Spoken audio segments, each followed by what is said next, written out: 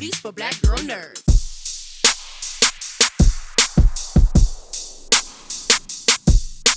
Thank you, Iman, for your time. Super excited to talk to you. And I just want to know, I hear that were already the world's biggest Marvel fan, even to begin with. So the first time you got to see a finished scene, see yourself, see all the bells and whistles that are happening, that are put in post, how did you react to seeing yourself after having such an immense fandom already? I shut down, went completely numb, and then a couple hours later had a really big cry.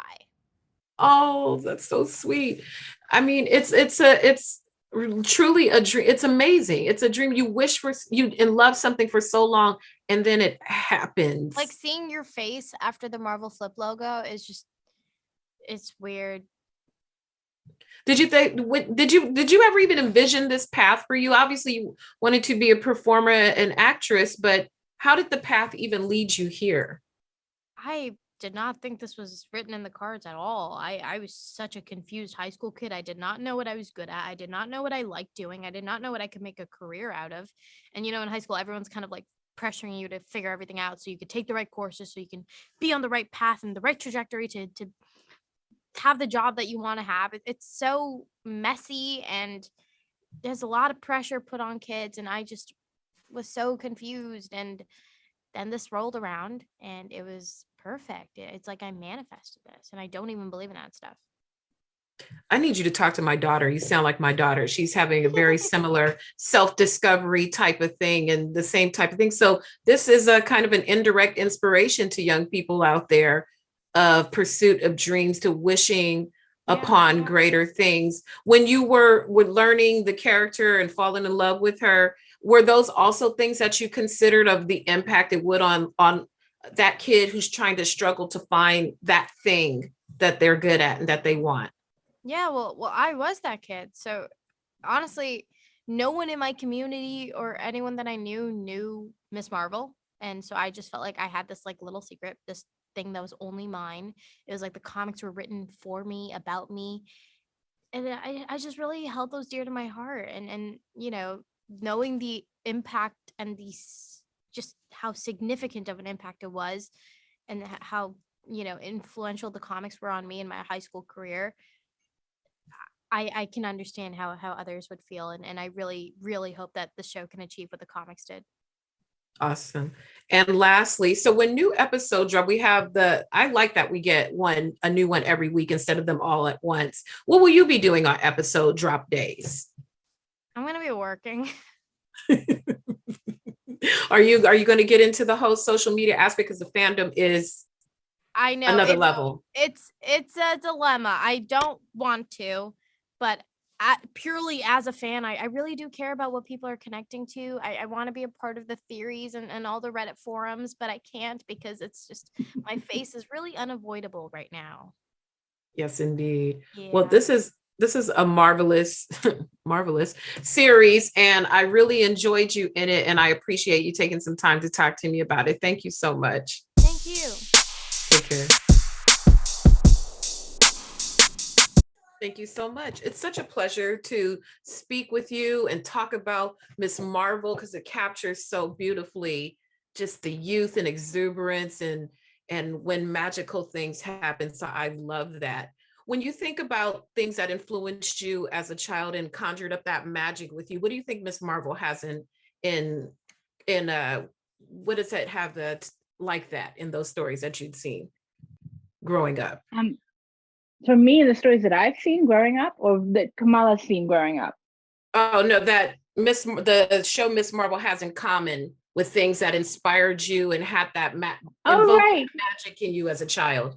I'm with you, Jeandra. My apologies. My brain is in space and it's come back into my body. I appreciate you guys are working hard. This is a huge project. Oh, it is indeed. And here it's the home stretch. I will say that for me growing up, I was a sci-fi nerd, like a massive sci-fi nerd. And I was always living kind of like Kamala. I was always living in Fantasyland. I was raised by like a TV screen, like a cinema screen, and like video games, like television hooked up to like a PlayStation. So that world and being a fan and creating my own fantasies off the back of those was something that I've been doing since I was a kid. I've got like horrible fan fiction for like Star Trek and fan fiction for Battlestar Galactica and like fan fiction for Alien, just tucked away somewhere that my mom has kept for no good reason. So I understand what it is to kind of just live in the passion of that, live in the passion of loving stories so much and loving something in your world and wanting to be a part of it and wanting to tell stories within it and from without it. And I think I share that in common with Kamala in that there's just so much that there's so much physical work that goes into being a fan, like creating your fan out, creating cosplays, like a whole other skill set. My goodness, I don't know how people do it.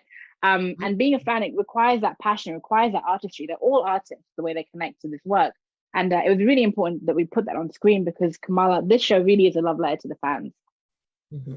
I love how interwoven within the story is just touches of the beautiful heritage of the family and just finding that line between having it part of the story, but it not overpowering the story. How did you find that fine line between balancing those two aspects? Yeah, it's actually, I think that's kind of a really easy line for us. And I think that's a result of Marvel making the choices that was to include creative from those backgrounds, but also from very different versions of those backgrounds, right? So every single creative was either close to or from some of the elements that show up in the show. So it's part of our lives in a really normal, casual way. We're not pointing at it and being like, "Oh, look what we're doing here." No, it's just part of your routine. It's part of your life. It's part of who you are. It's part of how you live. And so that part felt incredibly natural to us. And I think that's just a testament to putting authentic voices behind the camera. Awesome. And lastly, your beautiful young star, Iman. When did you know that she was your Miss Marvel? What was that tangible thing? Oh my God, day one. I had like the hint of it when I saw her audition that she sent in. But then when she was brought out for the screen test, I think it was 2020. I'd been working on this the scripts for about a year at that point. When she was flown in for the screen test, and I was standing at the monitors, and she was kind of doing the scene. And me and Sarah Finn, who's like the superhero behind the superheroes, I like to think, our head of casting, she was standing next to me. We both saw her doing this scene on screen, and we both were just like, yeah, we just both teared up, I think, because it felt like, oh, we've been looking for you. We've been looking for you for so long. This is a beautiful series. I thank you. They're giving me my time. Thank you for your work and art, and I can't wait to see the fan reaction. Thank you so much. Oh, thank you, Jeandra. That's really kind. Thank you so much. Take care. Take care. Thank you so much for your time. This is such an exciting series. It's so unique and different, and it still pays homage to what it needs to pay homage to. Beginning with you, Adil, when you participate in a project like this, it's shrouded in so much secrecy. How do you even celebrate finding out this beautiful project is going to come to life and I've been attached to it? Yeah, well, I mean, we were not even allowed to say that we were directing it when we were directing the show, but I think, you know, it's just the pleasure of what's happening now that the whole world can see it. And after we were editing Bad Boys for Life, we were saying, okay, what's the next step? And the next step had to be Marvel, you know, because it's the biggest in the biz, and we were kind of joking and saying, you know, if we are gonna do a Marvel show, it's gonna have to be a Muslim character, not knowing that there was one, and they were planning on doing a show about that, and that's how we discovered Kamala Khan, Miss Marvel, discovered her world and her environment and her culture and the friends and families, and we related really, you know, being Moroccan, Muslim, from Belgium, there was a lot of connection between our lives and as teenagers searching for your identity, your place in the world, and Kamala Khan's journey. So it was a great privilege and honor to be part of the MCU and to portray that character, that first Muslim character. For sure. Bilall, when you think about all the things that have influenced you in terms of film and TV throughout your life, what do you think those things that affected you most have in common with this series? Yeah, well, you know, wanted to bring to it. yeah, we were you know, gigantic fans of Spider-Verse, and we wanted to make like a live action version of Spider-Verse, and we thought, yeah, this is a cool opportunity to do that, and that's also when we thought of the animation, it was not really presenting the script or in the concept. So we were thinking, yeah, we want to get into Kamala Khan's head and show her, you know, fantasy world, a dream world. But we were a bit afraid that Marvel wouldn't accept it because it's totally different than all the other shows. So we did a presentation and we showed YouTube videos to Kevin Feige, and then surprisingly he said, "Yeah, I like it, I love it, but don't do it too much. Don't go overboard. Use it for a good reason." And I think that that makes the show so distinctive. And also, I mean, also just all the American high school movies and TV shows, because high school is very different from Belgium. And you know, the John Hughes movies and TV shows like Parker Lewis, Can't Lose, Boy Meets World, Saved by the Bell. Yes. And Spike Lee, always Spike Lee, the way he shows New York. New York is a character in his movies. We really wanted Jersey to be the same thing for Kamala Khan. And then you got the A&B Moroccan flavor, you know, with the fast cutting, you know, swooping cameras, the music. So that all of that we remixed and made Miss Marvel. It's like hip hop. It's one great remix.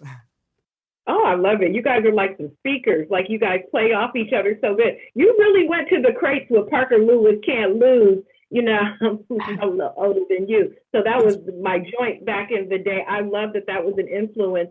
Lastly, both of you can answer. Adil, begin with you. What was the first day on set? I mean, it's exciting. It comes to life. You've done this pitch, the project, all these amazing things to get to that line. So what was that first day like? Was it like new student orientation? It was amazing. I mean, it's just if Iman Vellani was there in a costume. It was the Captain Marvel costume actually. That Yes. stunt that she did for the dream sequence. And you know, Iman is Kamala Khan. She's the biggest MCU fan there is. Iron Man is her favorite movie. Kevin Feige is her idol, and she never believed that one day she would be part of the MCU. And all of a sudden, she's there, an actress playing a superhero.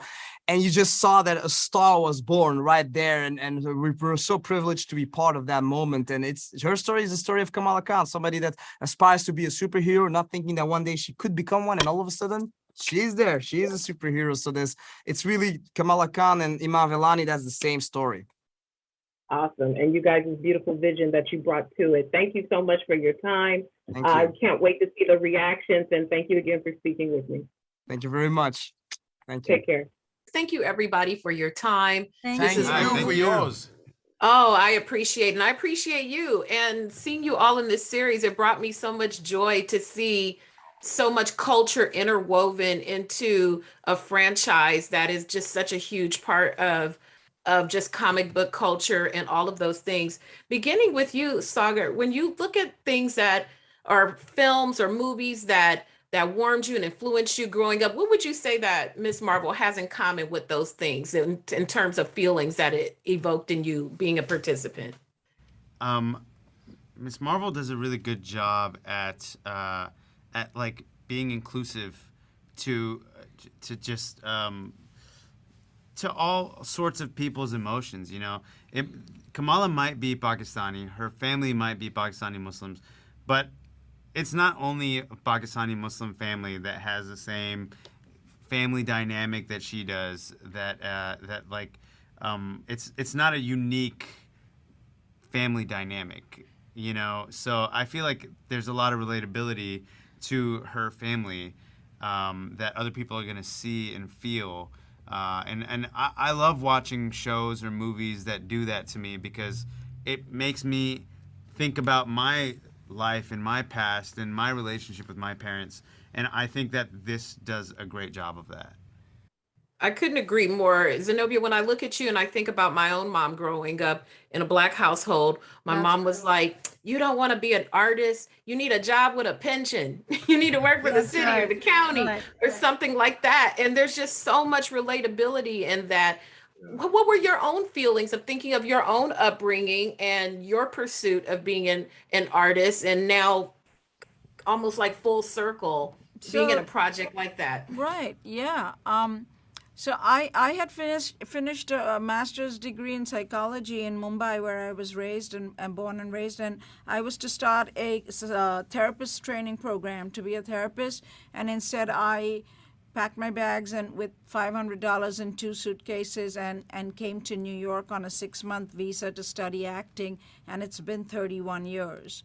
So I did not really listen to mother or father on that, but they didn't really say ever to come back. So I understand that path of following one's dreams very much, because that's what I did. And I struggled a lot for various reasons. And but I totally understand. Zenobia, not Muneeba, I understand somebody like Kamala very well, and wanting to follow her dreams and wanting to follow this dream, because I followed mine, and here we are.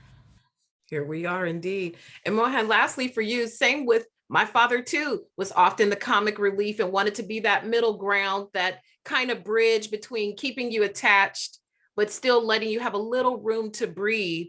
Was your experience like your character with your own family to wanting that space? No, unfortunately, I've not had the good fortune of having a dad, because he passed away when I was just 9 months old. So Yusuf Khan and every other dad that I've portrayed in the past couple of years has been my own creation of what I believe I would be as a dad if I ever was one, or I would imagine my dad to be. You know, so it's very real. It's very me. It's very me. I don't have any reference points. So if Yusuf Khan is a good dad, he's because he's me. It's what I feel for Iman playing Kamala. That's my genuine feeling towards her. You know. So I love that. like the words when I say things like I call her my bachchi. Bachchi is my child in Hindi Urdu. That's ad lib. That's improvised. So because that comes naturally to me. I say, "Are meri bachchi, oh my child." You know, that comes naturally to me. So because that's the emotion I feel at that time, because it's her expression, or it's the mood, or it's that pause, that silence gives me the impetus to feel that emotion for her. Thank you for sharing that. That is very personal. They are giving my time. See, I want to talk some more. But I thank you all for your time in this series. You all are wonderful, and I appreciate you speaking with me. Thank you so much. Thank you so much. Take care.